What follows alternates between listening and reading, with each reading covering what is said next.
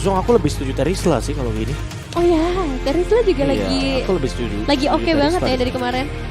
Terisla pick di sini bisa ngehandle juga untuk Pakito di area EXP lane, sehingga nantinya mungkin lebih bebas bagi sosok dari Aemon yang akan bergerak. Ini Aemon, Kairi dan Pakitonya. Bentar. Yang di Bentar. yang Iya. Drian Pakito ini. Oh, Drian Pakito. Aemonnya Kairi, Akainya. Enggak. Kok gue mikir tiba-tiba kalau Akainya ini bakal ada di Drian ya? Akai mid lane. Iya, biar cepet level 4 kayak Minotaur mid lane kan. Oke. Atau Beatrix mid. Beatrix cewek sih power. Tuh kan Akai Drian. Gila, Iya kok kan? bisa?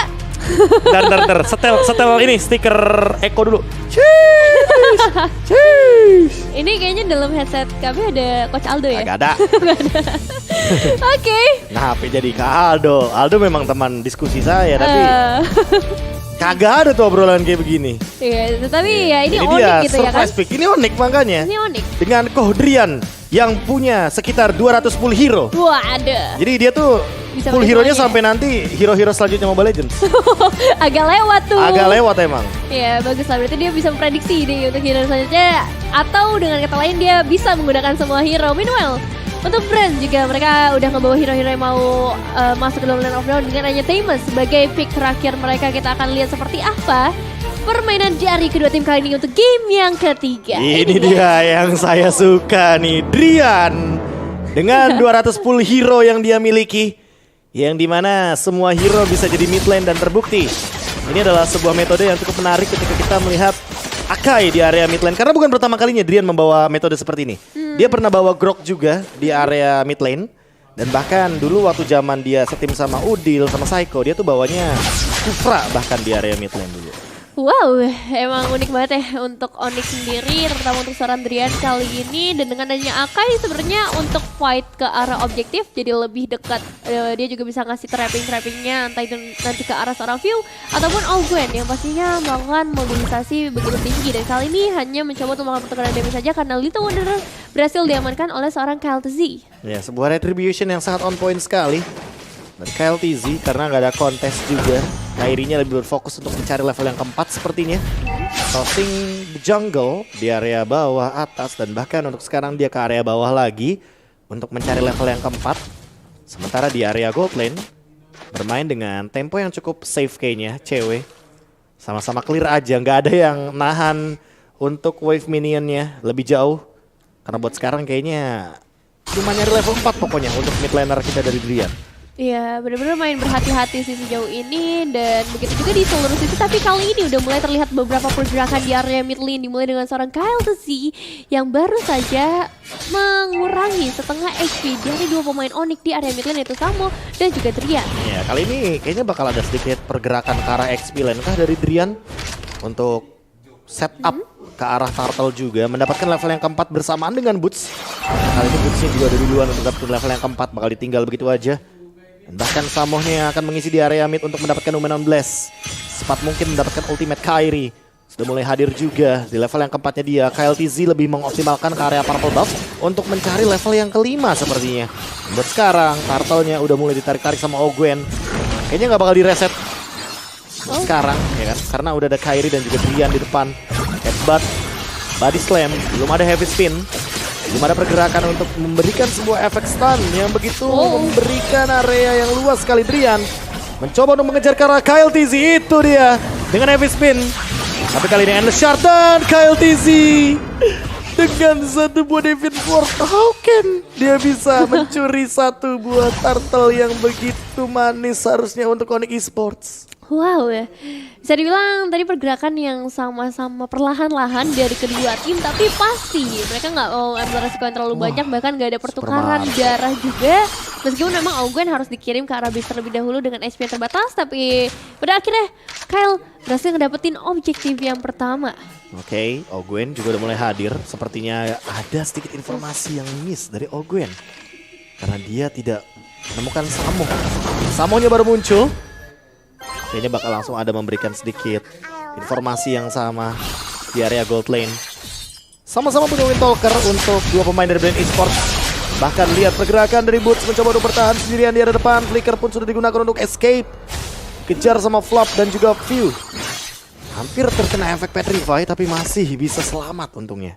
Ya, still survive sejauh ini meskipun memang cukup sulit ya untuk menghadapi dua pemain sekaligus. Namun rotasi berikutnya ya akan kita lihat juga bagaimana dari seorang Lin yang cukup terjebak tapi masih ada Tempest of Blade untuk menghindari, namun Blast juga yang dikeluarkan oleh seorang Samu. Bahkan ada satu jebakan dengan Harvey dan Haugen harus hilang menjadi pemain pertama dan first blood didapatkan oleh Onyx, tapi masih belum selesai sampai di sana karena dari seorang View juga harus terjebak oleh 4 pemain dari Onyx Esports yang berada di area purple buff dari Brand. Kodrian dengan menggunakan headbutt-nya, sundulan dari Panda yang membuat siapapun yang akan langsung terpeleset nantinya untuk efek dari sebuah headbutt yang nanti akan memberikan knock up sedikit aja, tapi cukup menjengkelkan tentunya karena memang efeknya begitu jangka panjang ya. Cewek udah lama banget kita tidak melihat efek dari Wesker. Shotgun yang baru saja di buff untuk ultimate-nya yang makin lebih tinggi lagi dari persenan damage fisikalnya. Otomatis akan membuat pergerakan di bottom lane ada 4 pemain. Bahkan view-nya terdorong oleh Drian yang sudah mulai expose posisinya. Ngezoning, liatin mid laner ngezoning teman-teman dari Brand Esports nih. Drian mencoba untuk memaksimalkan potensi dengan adanya Akai pastinya untuk bisa berada di bagian terdepan buat teman-teman Onyx, tapi kali 16 sudah mulai dibuka terkena Aimon dengan Endless Shard. Ada 4 hero yang benar-benar akan menjawab bagaimana link dari KLTZ yang sekarang seperti akan ada invasi jungle. Halo, ada Circling Eagle, Tempest of Blade dilakukan. KLTZ mencoba untuk bertahan tapi sepertinya ada Endless Shard menunjukkan preview. Serangan dari sang kakak menuju kepada sang adik, mengusir mundur Gusion yang dimiliki oleh View. Aimon menghadapi Gusion ya, kakak adik yang kali ini bertemu di dalam lane of down, tapi masih belum ada satu korban yang terjadi di area mid lane. Meanwhile, besaran Diran sendiri masih mencoba untuk bersembunyi, melakukan surprising juga supaya dari Ogwen bisa terjebak untuk kesekian kalinya. Tapi fokus mereka pastinya ke arah outer turret yang kali ini satu kali sentuh lagi mungkin bisa langsung ditumbangkan, dan side lane yang kali ini bakal menjadi prioritas mereka juga. Cewek udah terlihat di potensinya di awal-awal dengan 2 assist. Super Marco yang dalam bahaya karena satu surprising attack dari Samu dan juga dari berhasil. Apakah bakal dikeluarkan di area top lane karena kali Petrify-nya berhasil connect dan Phil mendapatkan satu eliminasi, tapi pembalasan yang begitu manis diberikan oleh Kairi juga, bahkan 2 eliminasi. Double kill diamankan oleh seorang Kairi dengan Endless Shard yang dia tahan terlebih dahulu dan dia lebih memilih untuk menuju kepada Flap dari segi ultimate-nya. Walaupun kehilangan gold dari area top lane River, KLTZ yang mendapatkan 1 buah gold buff-nya. Tapi it's okay karena objektif 3 bahkan langsung diamankan oleh teman-teman dari Onyx Esports. Ini membukakan sebuah celah atau space yang sangat luas sekali agar Kairi bisa lebih dalam melakukan invasi di area jungle. Lihat, abis turtle tujuan utamanya adalah Marvel buff. Ini red ring-nya disimpan pasti. Endless Shard. Nah, kan nomor 16. View, Cannon Sense mencoba untuk bertahan. Heavy Spin digunakan tapi masih ada Retribution. Dan Kodrian menghentikan KLTZ. Itu dia 4 hero yang menjadi jawaban dari Link bagi teman-teman Onyx Esports dengan pick-nya yang sangat fleksibel. Oke, dan kita bakal melihat juga 4 pemain dari Brand yang tersisa bakal coba untuk mempertahankan inner turret di area mid lane mereka dengan sekuat tenaga pastinya karena dari Onyx sudah mulai mendominasi perlahan tapi pasti manajemen wave ini yang bagus juga di area bawah memaksa untuk Super Marco turun terlebih dahulu, dan sejauh ini 7/1. Ini bisa dibilang Onyx punya tren yang positif, tapi sangat positif. Brand tetap bisa menjadi satu hal yang harus mereka waspadai mengingat adanya Flop TV juga yang bisa berada di bagian terdepan untuk ngasih perlindungan karena SC-nya sendiri bakal susah untuk dikuras. Ya, tapi cewek sih udah selesai dengan Malefic Roar ya. Jadi cukup menjawab untuk Flap TZ dan juga untuk Ogwen nantinya ketika dia bikin Blade Armor. Kairi buat bermain sedikit pasif kayaknya untuk sekarang karena mereka tahu ini menit krusial, menit yang bisa sering terjadinya turning table atau comeback. Karena ketika kamu mendapatkan keuntungan di awal game dan kamu ternyata melakukan sebuah mistake atau kesalahan kecil aja di menit-menit ke-7, ke-8, ke-9, ke-10, wah itu untuk dikembalikan gamenya, dominasinya bukanlah hal yang mustahil. Tapi buat sekarang, Flap Sendirian di depan, Kairi mencoba untuk memberikan shardnya. Shard pun masih ditahan, headbutt digunakan, heavy spin menghindari dan meng-cover Kairi. Kairinya masih survive, tapi ternyata connect daggernya malah view yang dibalik kiri kanannya. Shutdown dari Super Marco, 1 tukar 2. Dan untuk saat ini sepertinya tidak akan ada engage lebih karena hanya bertukar 1 untuk 2 saja di area mid lane. Sayangnya Kairi tidak mampu untuk bertahan hidup. Ya, cukup disayangkan sebenarnya, tapi memang masih ada pertukaran yang berhasil menuju ke arah seorang view. Target utama dari Onyx tadi terlihat menuju ke arah seorang Flap, dan memang backupan dari brand esports terlihat sangat amat baik, sangat amat terapi, membuat mereka bisa mendapatkan 2 eliminasi. Dan objektif berikutnya yang akan kita bahas yaitu dengan adanya Lord yang udah mulai muncul. Ada Drian, Samo, cewek dan juga Boots yang kali ini berada di sekitar area tersebut, menunggu juga pastinya untuk Kairi mendekat karena Retribution sudah di tangan dari seorang Kairi. Samo dalam bahaya juga, beberapa damage-nya udah mulai masuk dan Harbin dari seorang Drian yang berhasil connect menjebak Ogwen, tapi belum ada backupan damage yang mau coba dibuka oleh Onyx Esports. Gak mau di all in ya Ogwennya. Ketika udah sempat dapetin 1, apalagi dengan membuang flicker dari Drian, yang otomatis ini akan membukakan sebuah celah di area mid lane. Tapi untungnya masih ada Renner Apathy yang menjawab bagaimana serangan minion yang benar-benar sangat banyak dari brand esports barusan. KLTZ udah join di area Lord. Drian udah melihat hal tersebut dan bahkan bootsnya udah mulai datang sekarang. Retribution Kairi, Tempest Soul Blade dari KLTZ ternyata hanya untuk escape saja. Drian menjadi korban jiwa, namun Triple Man 16 bootsnya langsung mengeksekusi. Charge-nya connect ke Super Marco, dan begitu juga dengan Ogwen yang harus tumbang beserta Flap, TZ dan View. 4 hilang, ditukarkan dengan cewek It's Okay. 2 ditukarkan dengan 4 multiple member dari brand esports tumbang perlahan-lahan 1 demi 1, dan tersisa KLTZ seorang. What a nice move. Lagi-lagi Samo HT yang bisa dibilang membuat kita cukup terpukau dengan adanya 16-nya yang connect ke arah 3 pemain sekaligus. Itu jadi perfectly moment buat Onyx Esports menumbangkan 4 pemain dari brand esports. Dan kali ini dengan Lord yang sudah mereka amankan, Kairi bisa dapetin perkembangnya dengan sangat amat free. Tinggal menunggu aja 4 pemain dari brand yang udah berjaga di bagian tengah. Tapi hati-hati dengan adanya Kalki yang bisa saja mengacak-acak dari segi manajemen wave Indonesia. Oke, masih aman. Dan buat teman-teman jangan lupa untuk apply kartu kredit HSBC Visa Platinum dengan mendapatkan cashback 750.000 dan juga 2 kali poin reward untuk transaksi di fashion, dining, dan pembelajaran di luar negeri. KLTZ melakukan 2 kali cut wave di area top lane. Sepertinya untuk late game insurance yang tentunya dari FWD Insurance bersama dengan Omnium. Sekalian download di Play Store dan Apple Store. Wow, masuk ya. Ini juga kita bakal melihat Lordnya seperti apa, apakah bisa dikembangkan karena ini masih Lord yang pertama, nggak terlalu tanky pastinya dan belum bisa juga jump in ke area turret untuk memberikan damage. Drian! Dengan adanya Drian, kali ini habisnya berhasil connect langsung mengacak-acak memaksa pemain brand esports untuk keluar dari zona nyaman mereka, dan kali ini juga masih ada seorang boost di bagian terdepan untuk bisa memberikan pertahanan, namun Samo sayang sekali dengan 16-nya belum bisa dikeluarkan ke arah siapapun, hanya menjadi 1 trigger saja untuk para pemain brand. Cewek ditukar dengan seorang Super Marco. Kedua gold laner harus hilang. Sama sih gold laner tukar gold laner, tapi kok Drian membuat Super Marco keluar dari zona nyamannya dan terkena endless shard yang artinya harus ditukarkan gold laner sama-sama gold laner. Jadi nggak begitu rugi-rugi banget untuk Onyx sebenarnya. Sama-sama untung. Yang dimana teman-teman juga bisa mendapatkan keuntungan nanti kalau misalkan mendengarkan suara-suara dari Aurora Collection Logitech G.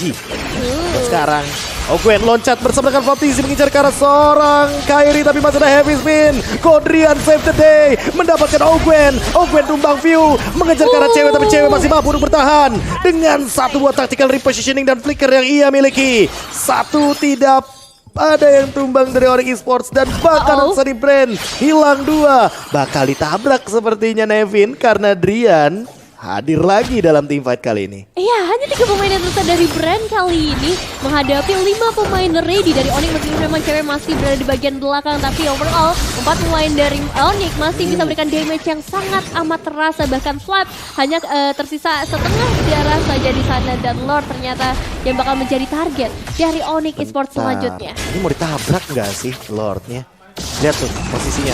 Iya Udah ada sih. Magic Sentry juga. Oke, repositioning. Mundur, abort mission. Sepertinya langsung di cancel begitu saja. Samo hanya melakukan sebuah reset terhadap Lord. Dan ini Lordnya udah enhance, jadi cukup berbahaya sebenarnya. Blade of Despair di tangan KLTZ. Maka bakal menjadi jawaban Ogwen. Coba untuk menarik Lordnya. Direset lagi, ditarik lagi sama teman-teman dari tim Onyx Esports. Kairi juga sudah menyelesaikan purple buff-nya. Coba untuk mendapatkan stack dari Lord.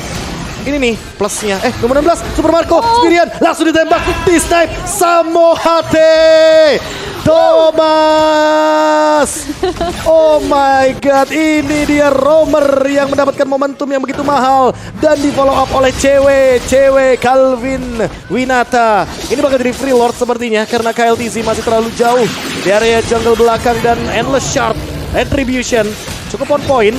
Bahkan Flap TZ diusir mundur di area jungle oleh teman-teman dari Onyx Esports. Wow, itu gerakan yang cakep banget ya dari seorang cewek, sedia nge-backup juga, tapi Samo, what a nice momentum yang berhasil dia ciptakan. Dan kalau kita ngebahas dari segi item decision-nya, kali ini Onyx dengan keunggulan pastinya memiliki item yang lebih ready.